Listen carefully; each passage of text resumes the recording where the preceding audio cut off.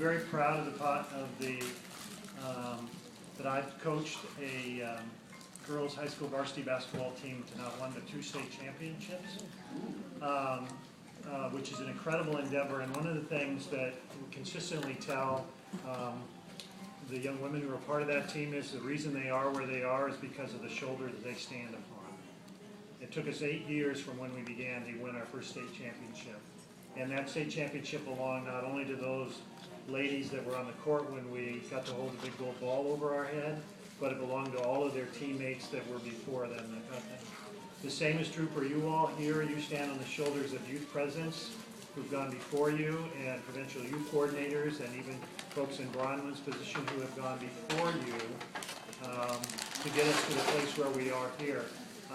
We began a long time ago in kind of the late 70s, although there is some indication that's kind of spottily.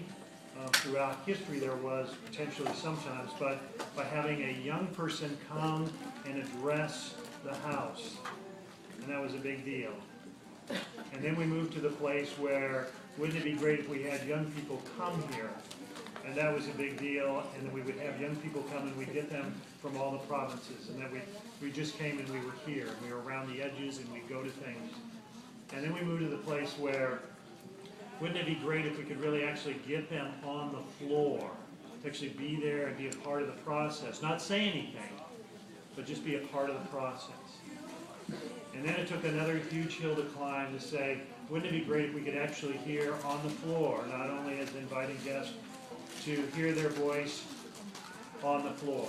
And that was a huge hurdle to get that. And on occasion, sort of cyclical, it comes back around. Wouldn't it be great if young people had a vote? Which becomes far more problematic or complicated, in part because of the way that the system is set up in terms of how many clergy and how many laity, that no other quote-unquote special group gets to have a vote. So it changes the whole mathematical as well as the floor equation.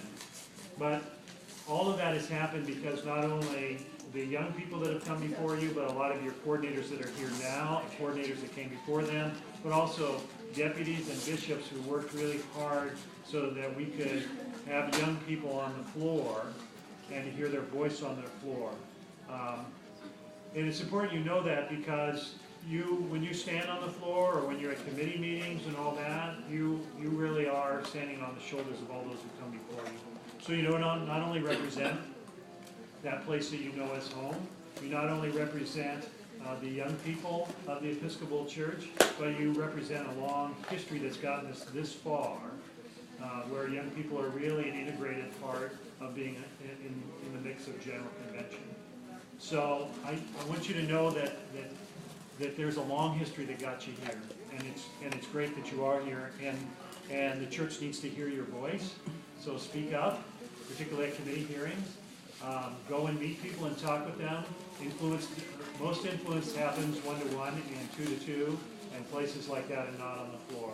So the other thing I would tell you is, because of all of that, and Bronwyn, I'm sure, or Cookie will reiterate this to you, it's an odd mix of you have rock star status, because you are somewhat of an anomaly, and everybody's, ooh, there's the youth president, so everybody and their dog wants to hang with you and be with you, or all of that.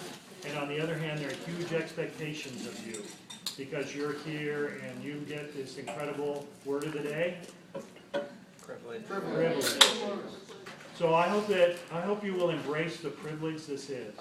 I mean, I've been coming here since I was your age, so like 30 years, and I still see this as a privilege. So my hope is you really embrace this as a privilege. This is a privilege you get to do this, and if you can live into it as that, it's a privilege to stand on those folks' shoulders. It's a privilege to come and be here. It's a privilege to be a part of General Convention. And it's been my privilege to be with you. Thank you all. Blessings. I'll buy you pizza at convention.